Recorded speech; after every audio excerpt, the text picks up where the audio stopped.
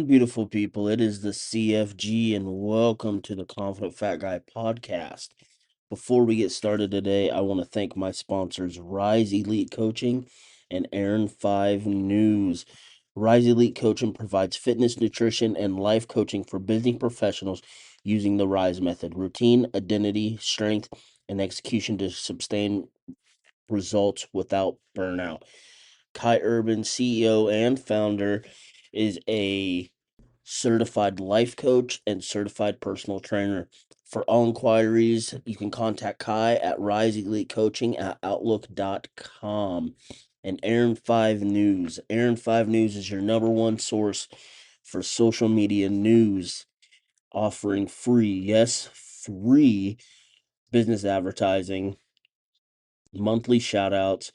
Aaron's an awesome guy. For all inquiries, you can friend request Aaron Glunt on Facebook and go follow Aaron 5 News on Facebook as well.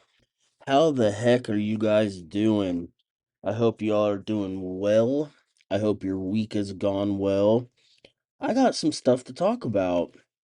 So, first, I want to talk about my experience filming the Jacob Pyles show.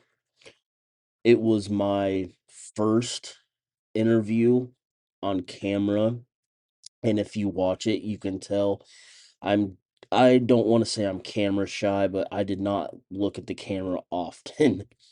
I thought it went well. Um, I thought the interview touched some stuff. Um, After there was a few bloopers that got cut out. Um, I stumbled during a conversation. Um, but all in all, it was a good experience. I thought there could have been more to touch upon, but it's not my show. Um, Jacob, he was a really cool dude. Um, and yeah, all in all, it was a good experience for my first interview. You can go check it out at the Jacob Pyle Show on YouTube. But yeah, it was fun. Um, it was definitely a good experience, and I want to thank Jacob for allowing me to come on his show and talk about the CFG. So, what's been going on with the CFG this week? Well, I've talked about it on the show a few times. Um, I was a firefighter for almost 13 years. I retired in 2016. Um, I got my son full time. I was burned out. My mental health was horrible. And I never thought I'd step back on a fire truck again. Even though it's been 10 long years, the bug is still there. Every time I see a fire truck, the memories. Um, well, I was scrolling on Facebook, and the adjacent county to me, their fire department is hiring. And I kind of thought about it, and I'm 39 years old. I'll be 40 in September, and normally the cutoff for a paid department is 40 because of perf. And normally you have to have an EMT certification and a CPAC card, and this department, all you have to have is your firefighter 1 and 2 and other information, which I have my firefighter 1 and 2. I have fire officer strategy and tactics. I have NIMS 100, 200, 300, 7, and 800. So I'm well equipped. So I kind of thought to myself, you know, this is probably going to be my last shot to get on a paid fire department. So I applied. I emailed their fire chief, and I asked for an application, and I put down, all my not accolades, but certifications. and my experience, and within 24 hours he emailed me back and emailed me an application. So a couple days ago I went to the library to print it out because I do everything on my phone. Most of the stuff I do on my laptop is just CFG stuff, my podcast. I run my social media off my phone. Um, so yeah. So I'm off Mondays and Tuesdays at my job now. So yesterday I drove to Cass County and I turned in my application, and the experience was pretty cool. I was very intimidated just because I haven't stepped foot in a fire station in 10 years. It was nerve-wracking. Um, but the guys were super cool. I got to talk to their captain, and he looked over my application, and I thought it was just going to be a walk in, walk out, but the hospitality was amazing. They showed me around the fire station. Uh, their lieutenant was kind enough to take me around and show me all the trucks, and I got to ask a bunch of questions, and it was a very good experience. Excuse me. Um, they have two really nice engines. They have a first due engine and a reserve engine. They have a very, very sexy tanker, and they have what got me. They have a 102-foot rear mount platform. This truck is an absolute beauty. And then they have a 75-foot rear mount stick, which is their reserve ladder. Um, but yeah, him taking me around the trucks and showing me all the equipment, it just brought back an excitement that I haven't felt in a very long time. Um, I was very eager. Um, so yeah, so it's time for the CFG to get back in the gym and get firefighter fit again. Not that back then I was an absolute beast of a firefighter, but I have packed on a little bit of weight. So, I got to get my cardio back up. I got to strength train again. Um, so yeah, we'll see how it goes. Um, I think the deadline for applications is March 6th. So I don't intend to hear anything until then. If I do hear anything, it's in God's hands now. All I can do is pray and work hard that I get an email or a phone call, that I get to continue in the process. Um, yeah, the biggest thing in my head right now is I've got to prove to myself that I can still do the job. If any listeners out there are firefighters or past firefighters, retired, whatever, it is it's a very hard job sometimes, and it's a very physical job sometimes. And I've got to make sure that I am prepared, and I've got to make sure that I can still be the firefighter that I used to be. And I want to think, you know, I posted it on Facebook, and, pretty much saying, this is my last shot. This is my last chance. My dream has always been to be a career firefighter. I was a volunteer for 13 years. I never wanted to be a paid firefighter just because I just loved it. I didn't care about being paid. I just loved helping people. I loved being on a fire truck. I loved going into burning buildings. I loved helping people.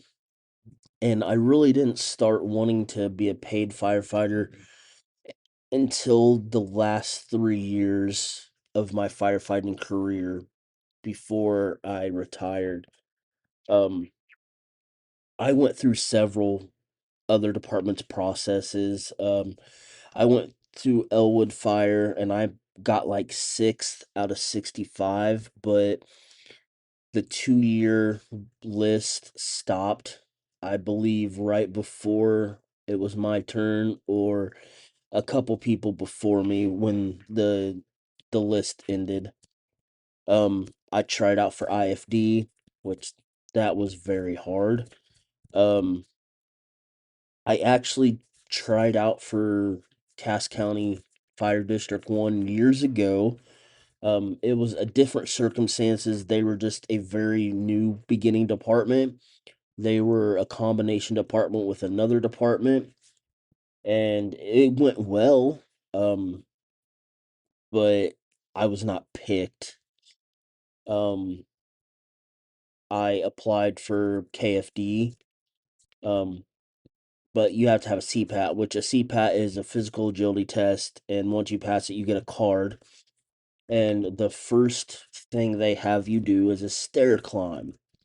Let me put it out to you to this.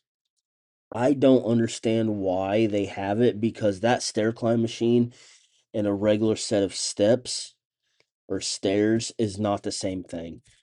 Um, the stair machine is pretty much like an escalator, and it's a very small step.